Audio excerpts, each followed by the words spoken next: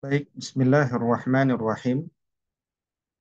Muadib muadibah yang mudah-mudahan senantiasa istiqomah di jalan Allah. Uhayyikum jami'an bi tahiyatil Islamil khalidah wa tahiyatul Islami salam. Assalamualaikum warahmatullahi wabarakatuh. Waalaikumsalam warahmatullahi wabarakatuh. Alhamdulillahi rabbil alamin wa bihi nasta'inu ala umurid dunya wad din. Ashhadu an la ilaha illallah wa ashhadu anna Muhammad Rasulullah. Allahumma fasalli wa sallim wa barik ala sayyidina Muhammad sayyidil mursalin wa ala alihi wa sahbihi ajma'in amma ba'du. Alhamdulillah pada malam hari ini kita lanjutkan yakni qiyam yang ke-28 di mana saya menyisipkan satu pengulangan dalam tema ilmu yang diambil dari kitab utama bagi sekolah adab, yakni karya Syed Muhammad Naqib Al-Attas yang berjudul Prolegomena to the Metaphysics of Islam.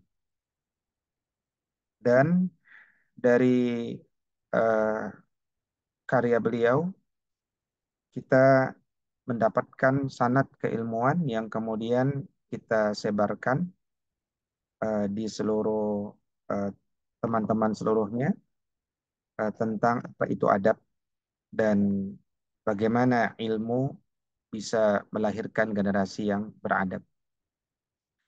Sebelum saya lebih lanjut, saya ingin kembali bertanya sesuatu yang tentu saja sudah umum dan sering ditanya, yakni pertama saya bertanya kepada Ustaz, Ustazah Nur Hidayati, ya.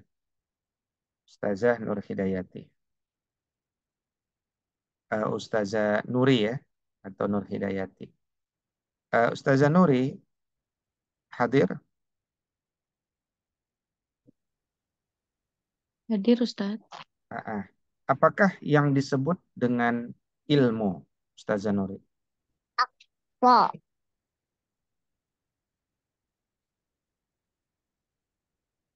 Ilmu itu tersampainya makna kepada minda. Baik. Boleh ditambahkan oleh Ustadz Hafiz Handrian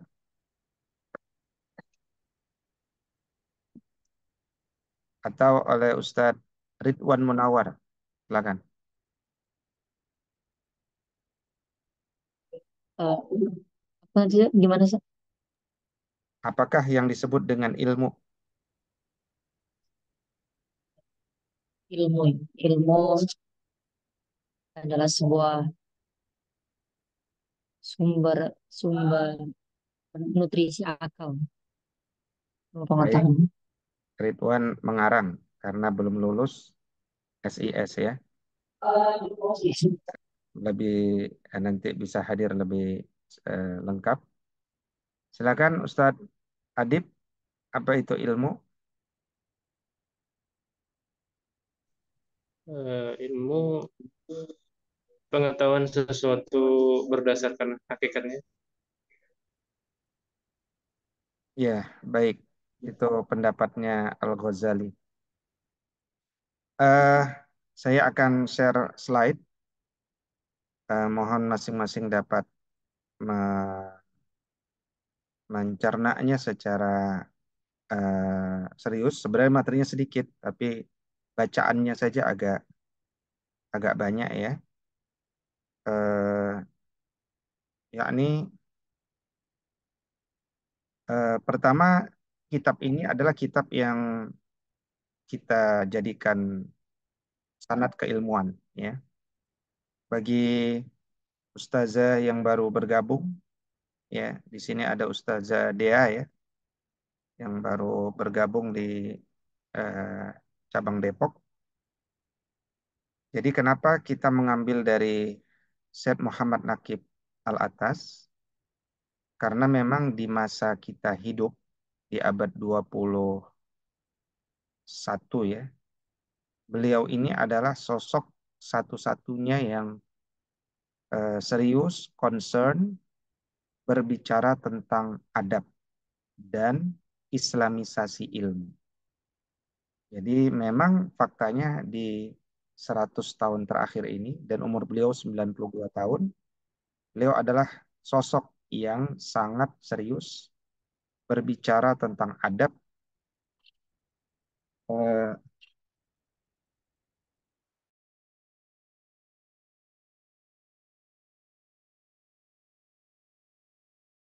ya mohon maaf ada tikus lewat. Eh, ya ini apa namanya? Eh, apa tadi saya sampaikan? Insya Allah ini tikus lewat, jadi lupa kita. Beliau Apa? satu-satunya serius, Tan. Oh iya, Al-Attas adalah sosok yang serius dalam berbicara adab dan ilmu dan memetakan persoalan ilmu hari ini. Nah, itu sosok Al-Attas.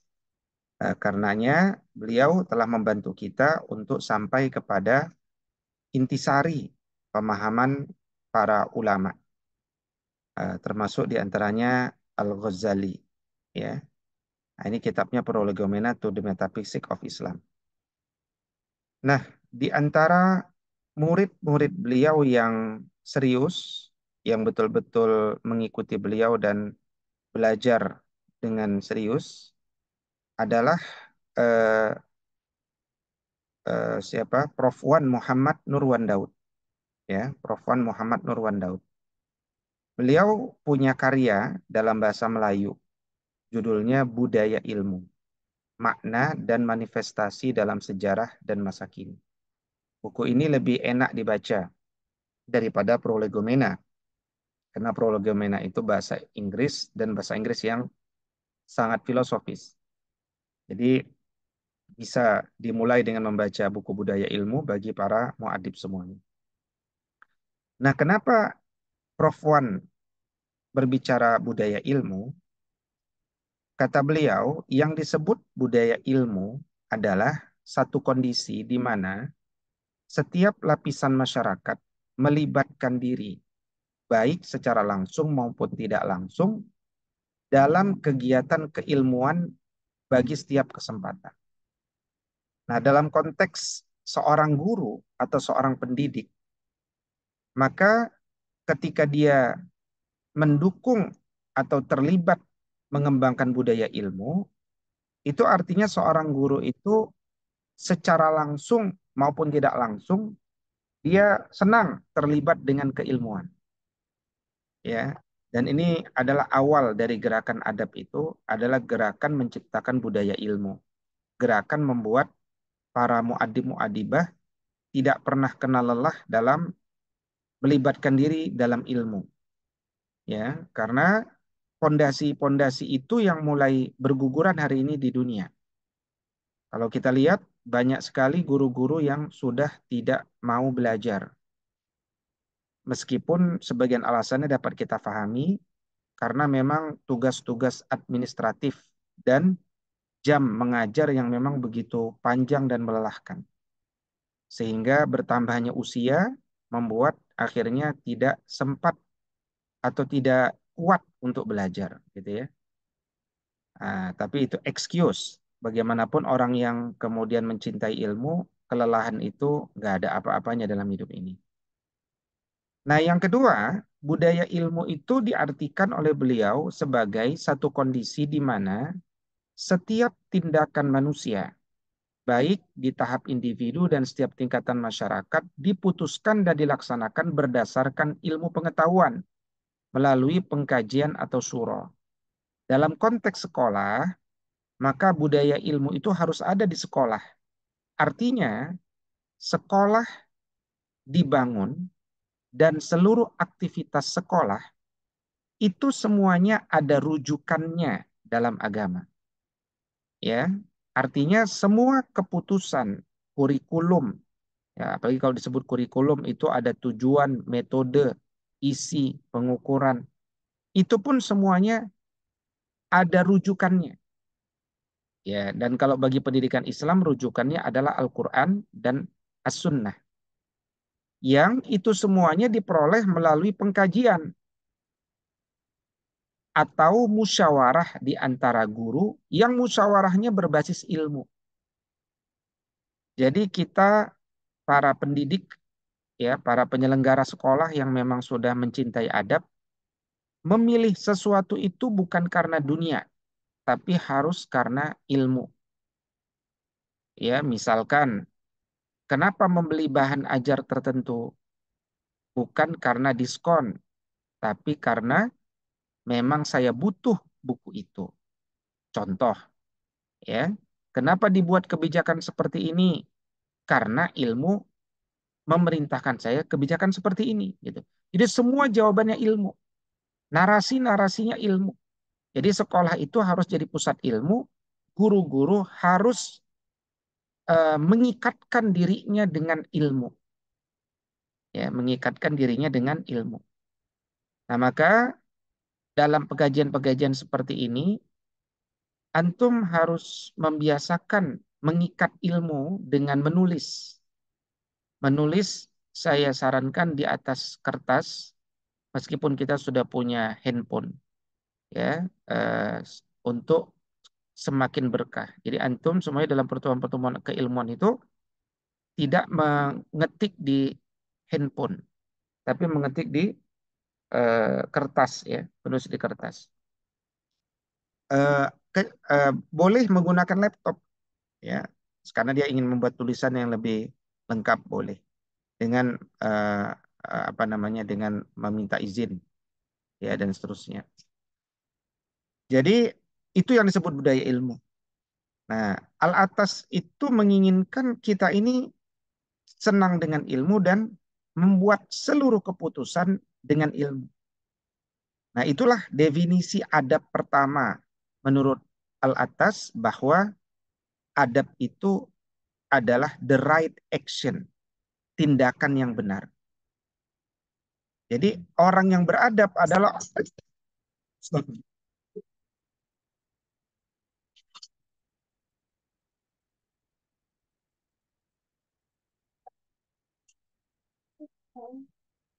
iya, ternyata tikusnya menggigit kaki saya.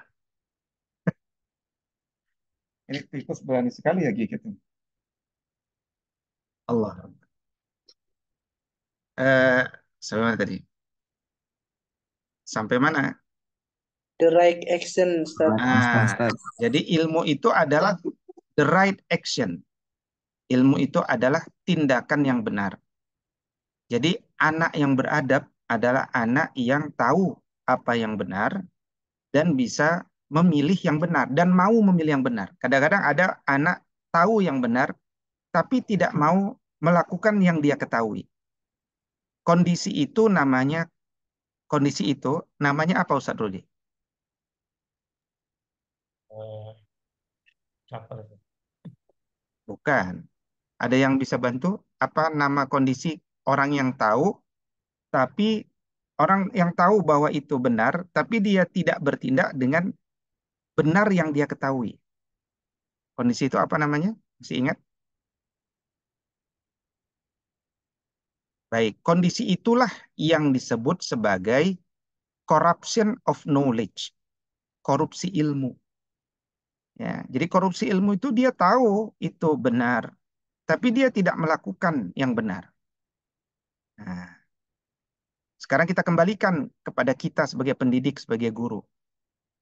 Kita tahu tindakan itu tidak benar, tapi kita melakukannya. Nah, berarti kita sebagai guru telah melakukan corruption of knowledge, ya, korupsi ilmu. Nah, jadi eh, di dunia pendidikan lah guru itu berwibawa dan menjadi teladan bagi setiap lapisan masyarakat. Baik, kembali pada prolegomena, ya. Saya coba membaca bahasa Inggrisnya yang sebenarnya maknanya sudah kita sampaikan. tapi supaya minimal antum semuanya pernah membaca tulisan langsung beliau tentang ilmu ya. Jadi kata beliau, knowledge is both the arrival of meaning in the soul as well as the soul's arrival at meaning. Ya, itu tadi yang disampaikan ya. Jadi ilmu itu adalah sampainya makna ke dalam jiwa dan sampainya jiwa kepada makna ya. Jadi kalau beliau menggunakan kata arrival itu artinya kedatangan. Kita bisa terjemahkan pengetahuan itu adalah mengandung dua hal. Satu, datangnya makna dalam jiwa dan datangnya jiwa pada makna. Gitu. Itu ilmu. Jadi kalau ilmu itu tadi siapa yang menyampaikan pertama ya, bahwa ilmu itu adalah sampainya makna pada Ustaz Zanuri tadi ya, sampai makna kepada jiwa saja berarti belum lengkap. Ya, jadi pengetahuan itu knowledge is both. Both itu artinya dua-duanya. The arrival of meaning in the soul as well as the soul's arrival at meaning. Ditibanya makna pada jiwa kita dan sampainya jiwa kepada makna. Nah, itu baru disebut ilmu. In this definition, dengan definisi ini, we affirm that the soul is not merely a passive recipient like the tabula rasa. Dengan definisi ini kami ingin menyatakan bahwa jiwa bukan sesuatu yang secara pasif menerima. Seperti istilah tabula rasa. Nah, ini para pendidik mulai harus tidak gagap ya dengan istilah tabula rasa. Ada yang tahu apa itu tabula rasa? Boleh di-share kalau ada yang tahu apa itu tabula rasa? Tabula rasa. Apa itu? Tabula rasa. Ya. Jadi tabula rasa itu ya apa yang disebut sebagai tabula rasa? Tabula rasa itu satu pemikiran di ilmu psikologi pendidikan ya. Kalau ada yang belajar ilmu pendidikan konvensional, dia akan belajar tentang bahwa setiap manusia itu lahir dalam kondisi seperti kertas kosong gitu. Itu pemikirannya John Locke abad 17. Dia seperti kertas kosong. Pengalaman hiduplah yang kemudian memberikan dia goresan-goresan. Ya, goresan-goresan. Nah, dari situ kemudian berkembang pemikiran bahwa kebenaran itu berbasis pengalaman. Nah, pengalaman itu terkait dengan pemanaan pada yang kelihatan dengan mata fisik, empirik. Nah, maka definisi tabula rasa itu ditentang oleh al-atas. Karena dalam Islam, kebenaran itu bukan berbasis pengalaman saja. Ya, dan bahwa manusia itu terlahir dalam kondisi fitrah. Dia punya kecenderungan bertauhid. Ini penentangan al-atas pada konsep tabula rasa yang dikembangkan oleh psikologi modern ya.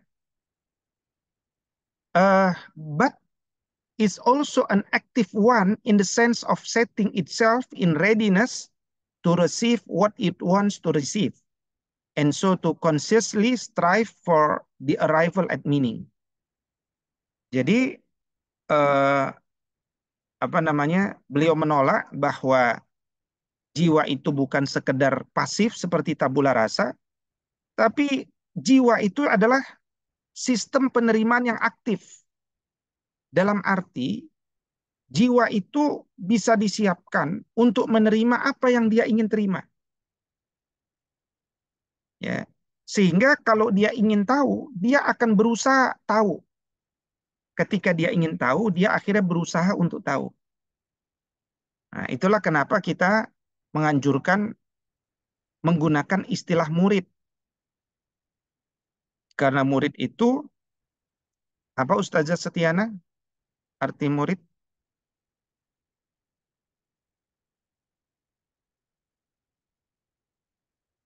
Bisa di-unmute?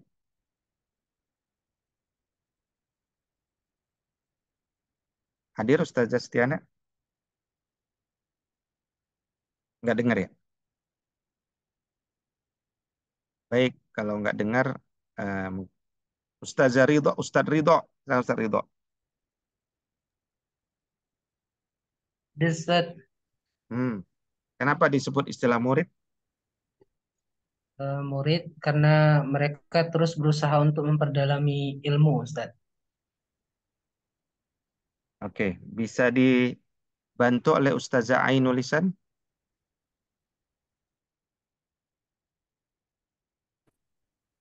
Ya, terdengar Ustaz suaranya. Iya, terdengar. Ya, murid itu adalah orang yang selalu ingin haus akan ilmu. Ya, boleh ditambah oleh Ustadz Adi Probani? Ya. Murid diambil dari bahasa Arab, aroda yuridu, yang artinya memiliki kehendak. Jadi murid orang yang memiliki kehendak yang kuat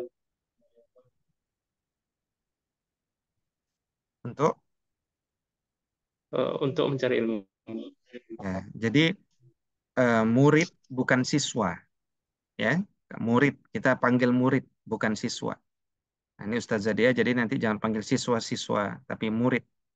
Karena murid bahasa Arab, siswa itu bahasa Sanskerta.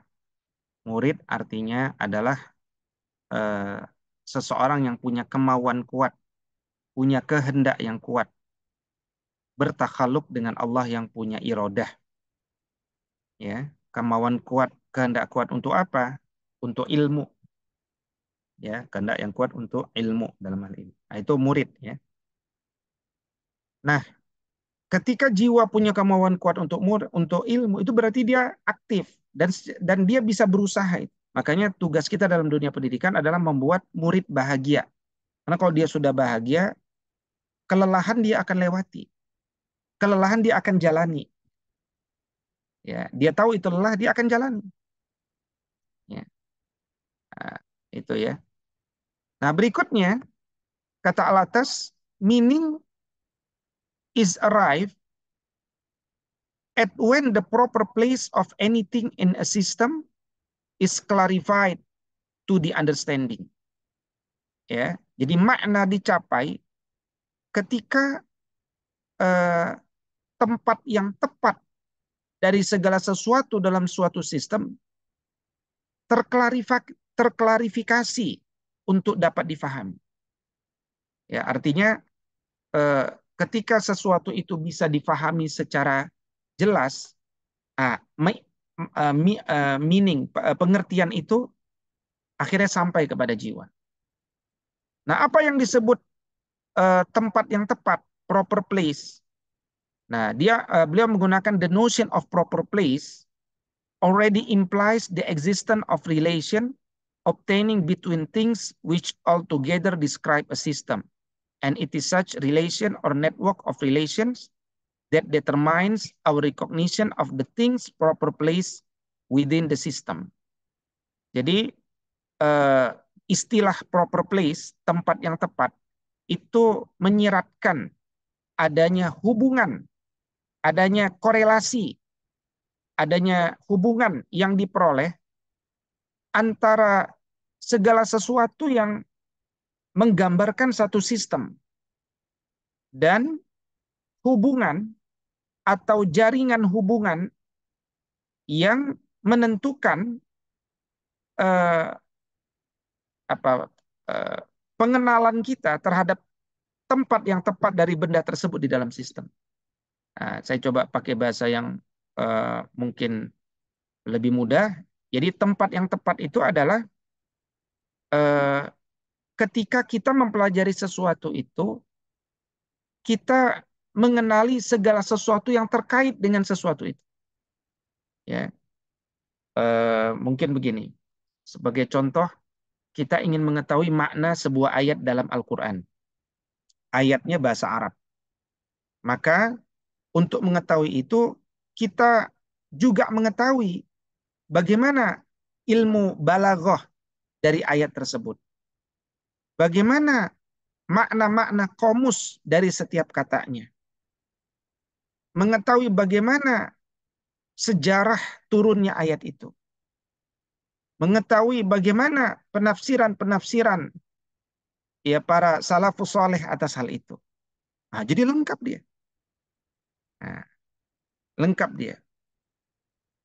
Ya, eh, sehingga sesuatu itu bisa difahami, gitu ya. Sehingga sesuatu itu bisa difahami. Baik, berikutnya kata beliau, since objects of knowledge from the point of view of human cognition are without limit. Jadi beliau menjelaskan begini. Nah, ini penting kalimat beliau ini. Karena target yang ingin kita pelajari, ya objek ilmu atau sesuatu yang ingin kita pelajari, ya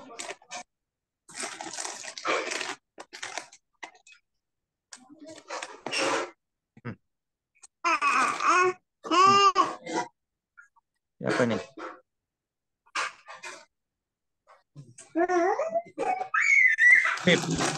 Afif ya. Baik.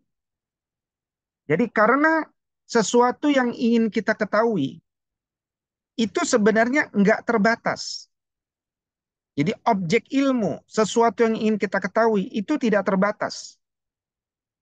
Tapi indera eksternal kita dan indera internal kita, kemampuan imajinasi kita, ya, kemampuan kecerdasan kita, itu kan punya potensi dan kemampuan yang terbatas. Jadi, and since our external and internal sense and faculties of imagination and cognition all have limited powers and potential. Ya, sekali lagi, yang mau kita pelajari itu enggak terbatas sebenarnya. Selalu ingin tahu, bahkan yang tidak mampu kita raih hari ini pun ingin kita ketahui. Tapi panca indera kita terbatas. Ya kan? Kemampuan kita membayangkan juga terbatas. Biasanya terbatasi oleh pengalaman kita.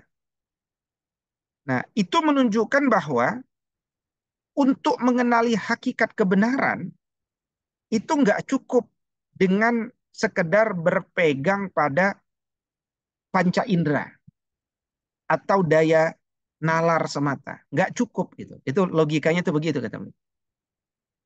Ya.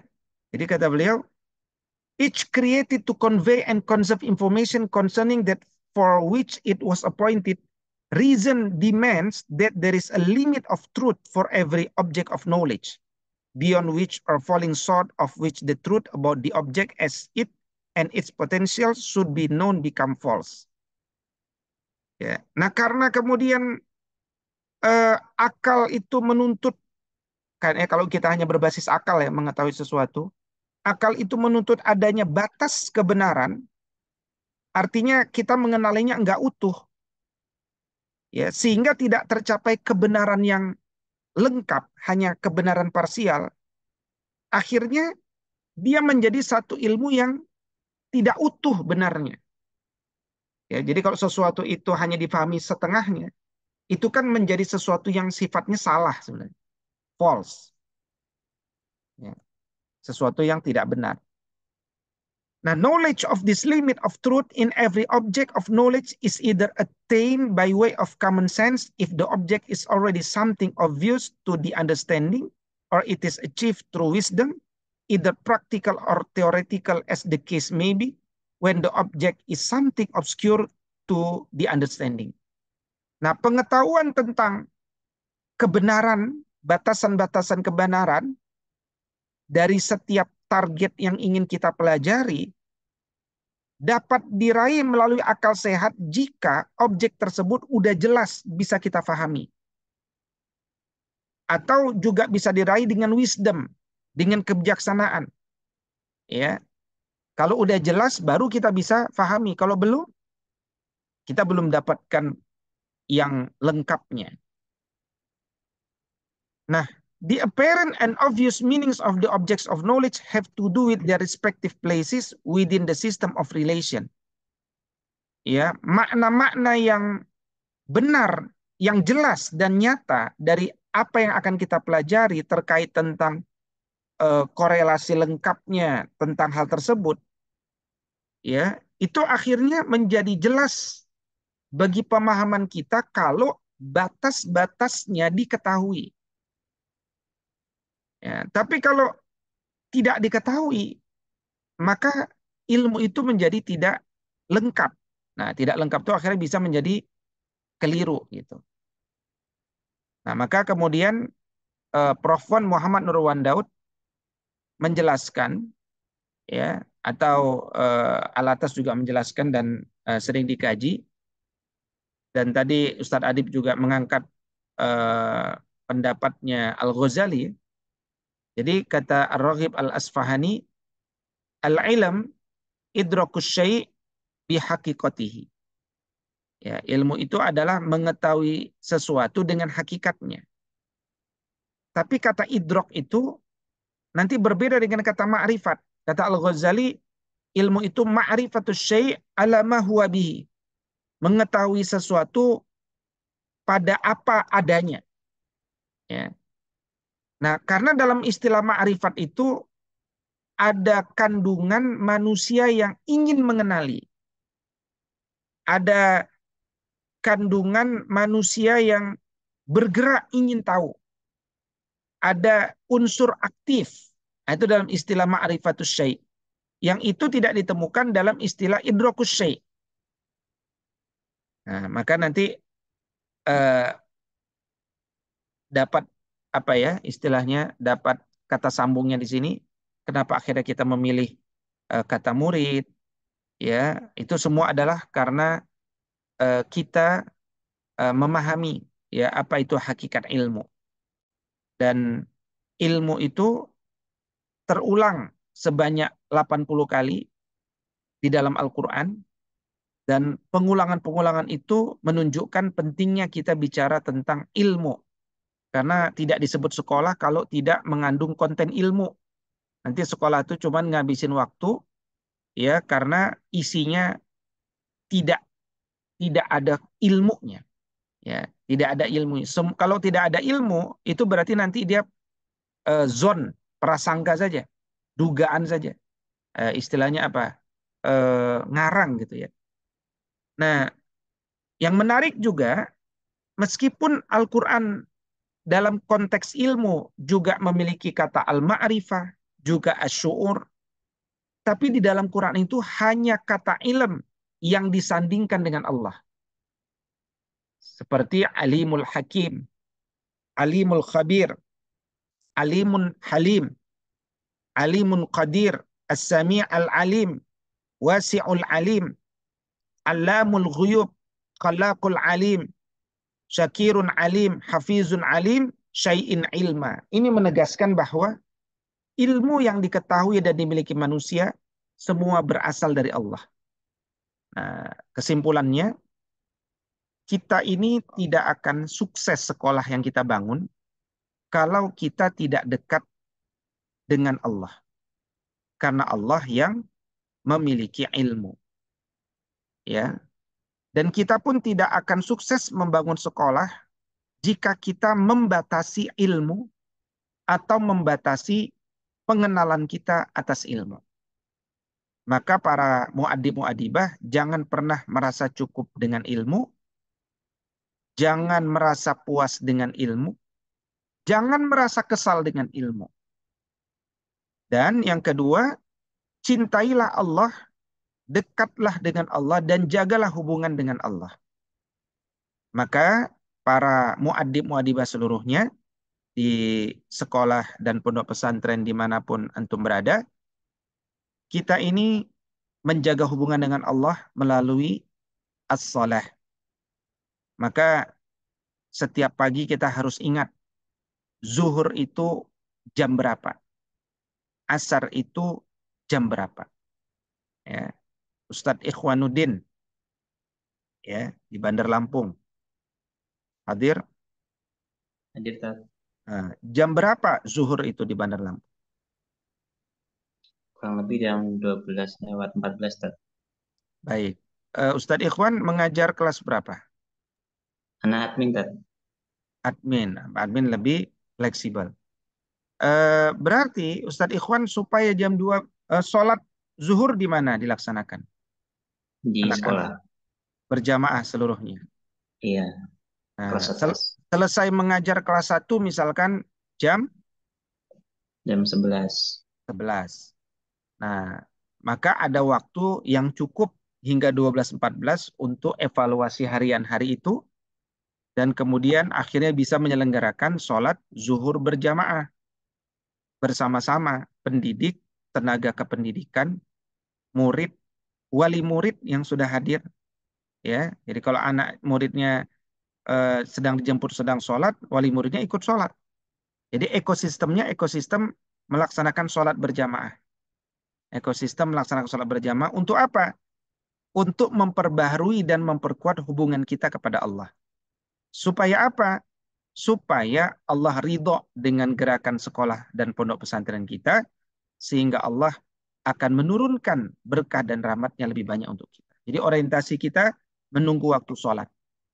Nah, maka refleks itu. Orientasikan bagaimana supaya jam 12.14 kita tidak ngantri di kamar mandi.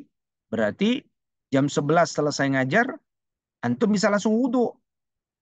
Berwudhu, ya, bergantian, sehingga jam 12.14 itu semua dalam kondisi sudah selesai wudhu, dan anak-anak kemudian terus diperbaharui adab-adabnya dalam azan, iqamah, eh, doa azan, antara azan dengan iqamah juga berdoa, dan sholat sunnah, kemudian zikir, berdoa kembali. Nah, itu adalah hal-hal yang kita perlu mundur sejenak jika standar itu belum tercapai dengan baik, supaya kita bisa melompat dan melaju lebih kencang lagi. Kira-kira demikian pembacaan kita, supaya minimal para guru, para muadib pernah membaca tulisan al-atas. Uh, Mungkin saya ingin tanya, khawatir nggak paham yang disampaikan. Ustazah Dea tadi, silakan Ustazah Dea, ulangi satu kalimat apa yang tadi diperoleh dari materi malam ini. Mana Ustazah Dea? Ustazah Dea, Mawardia. Ya, silakan. Apa yang antum dapat malam ini? Satu kalimat.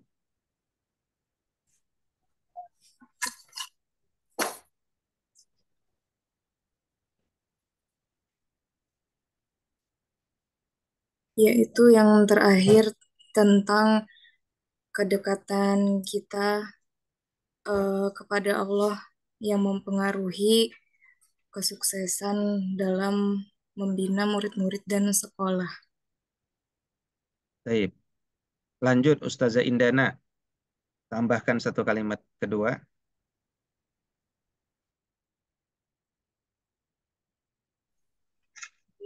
Ketika di sekolah kita mengajar murid itu bagaimana murid bisa mencintai ilmu, bisa bahagia. Karena dengan murid yang bahagia, maka dapat terus berlanjut gitu, berjalan walaupun lelah, walaupun terus diuji gitu, di sekolah. Baik. Lanjut Ustadz Adani. Ya Ustaz, ya soal ilmu ya intinya dekatkan diri pada Allah karena semua ilmu itu miliknya. Baik. Tambahkan Ustadz Ridho. Ya Ustaz, ilmu itu tidak terbatas tapi panca indera kita itu terbatas. Karena itu jangan menjadikan panca indera sebagai tolak ukur utama, tetapi tetap yang kita jadikan adalah ilmu nafi yang berasal dari Allah Subhanahu wa taala. Kembali lagi ke mendekatkan diri kepada Allah Subhanahu wa taala. Ya, bagus sekali ya. Dari Ustadz Ridho tadi. Tambahkan lagi Ustadz Ridwan. Iya, Zat. Jadi yang saya dapat pertama tadi tentang pengertian ilmu ya tadi. Jadi ilmu itu memahami ilmu sampai hakikatnya. Terus yang kedua tentang kata alim selalu disandingkan dengan asma Allah, menandakan bahwasannya ilmu itu semuanya berasal dari Allah gitu. Baik, demikianlah para ahli ilmu seluruhnya.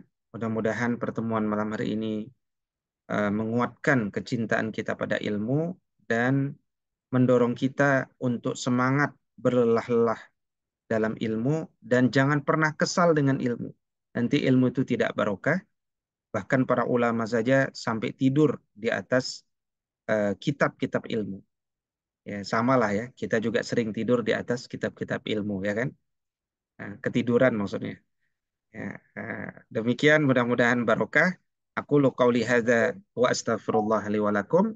Kita tutup dengan doa kafaratul majlis. Subhanakallahumma wa bihamdika asyhadu an la ilaha illa anta astaghfiruka wa atubu ilaik. Lafu minkum. Assalamualaikum warahmatullahi wabarakatuh. Waalaikumsalam warahmatullahi wabarakatuh. Saya selalu Ustazah Dewi ya. Amin ya rabbal alamin. Jazakallah Ustaz.